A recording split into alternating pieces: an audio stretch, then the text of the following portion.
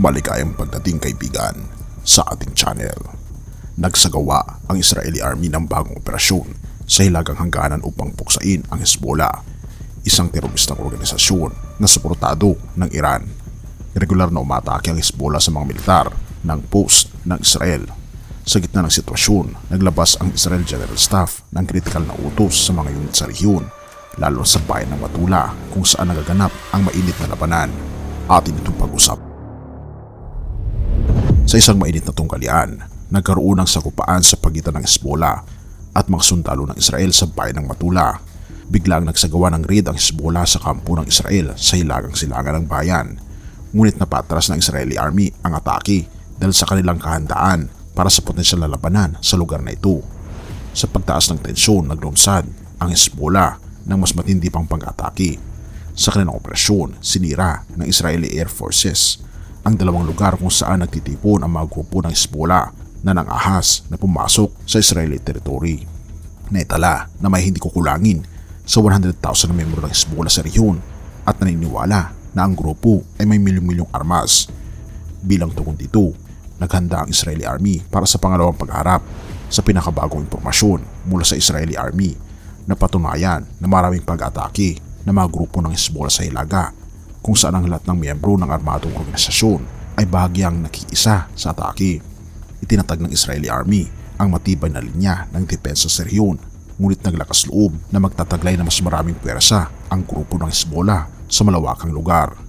Dahil sa patuloy na presyon ng Israeli Army sa rehiyon, naglakas loob na magtambak ng putok ang mga grupo ng Hezbollah sa halos lahat ng pangunahing headquarters sa Hilaga na nag-udyok sa Israeli Air Force na magsagawa ng critical na aerial operation. Sa operasyong ito, matagumpay na tinamaan ng mga eroplano ng digmaan ng Israel ang mga kampo ng grupo ng Hezbollah at mga lugar ng pagtitipon 50 kilometers mula sa border. Matapos ang blackout operation sa Gaza, kumpirmado na ang Hamas forces ay hindi na makakapag-communicate, ngunit tinitiyak ng Israel Intelligence na ang 6 na teroristang organisasyon sa Gaza ay nagkipagtulungan para sa potensyal na ground operation. Ayon sa pinakabagong impormasyon mula sa Israeli Army, na-neutralize ang Southern Commander ng Hamas sa timog ng Gaza sa isang aerial operation. Patuloy ang malalaking operasyon laban sa military targets ng Hamas sa hilagang Gaza Strip, kung saan sa isang araw, sinuntok ng mga eroplanong pandigma ang 250 military targets na malaking kabawasan sa presensya ng organisasyon sa Hilaga. Ang lumalabas na lokasyon ng mga operasyon ng Hamas ay nag-udyok sa Israeli Intelligence na magsagawa ng operasyon laban sa 88,200 unit ng Intelligence Directorate ng Hamas. Sa operasyong ito, nakuha ang mga cellphone, communication device, kamera at daang-daang dokumento mula sa mga teroristang organisasyon. Ipinamahagi ng Israeli Navy ang missile sa mga target ng Hamas sa hilaga ng Gaza Port at sa pag-atake ng mga secret tunnels malapit sa Ash-Shati refugee camp na natagumpay itong sirain ng Israeli Navy. Inanunsyo ng administrasyon ni Netanyahu na nagsimula na silang puksain ang buong Gaza Metro matapos may lantad ang lokasyon ng tunnel sa Gaza. Sa kabila ng pag-aksaya ng mga tunnel, ipinagpapaliban pa rin ang ground operation dahil sa masamang kondisyon ng panahon, samantalang hinihintay ng Israel Army na umayos ang panahon para sa ground operation. Sinumulan na rin nilang sirain ang mga tunnel gamit ang bunker busting bombs. Ang mataas na opisyal ng Hamas ay patuloy nagtatago sa rehiyon ng Rafah dahil sa masusing bombardment. Ang pamahalaan ng Cairo ay nagpadala ng militar sa Rafah bilang bahagi ng kanilang pagsisikap na pigilan ang leader ng Hamas na makatakas papuntang Egypt. Sa silangang bahagi ng Sinai Peninsula, nagsasagawa ng reconnaissance flight ang Egyptian Army gamit ang Israel drones upang maiwasan ang pagtakas ng Hamas sa kanilang direksyon. Sa mga reconnaissance flights, natukoy ang eksaktong lokasyon ng isang mataas na opisyal ng Hamas sa Han Yunus. Isinagawa ng mga eroplanong pandigma ang atake sa gusali na ginagamit bilang headquarters ng commander gamit ang bunker busting munitions.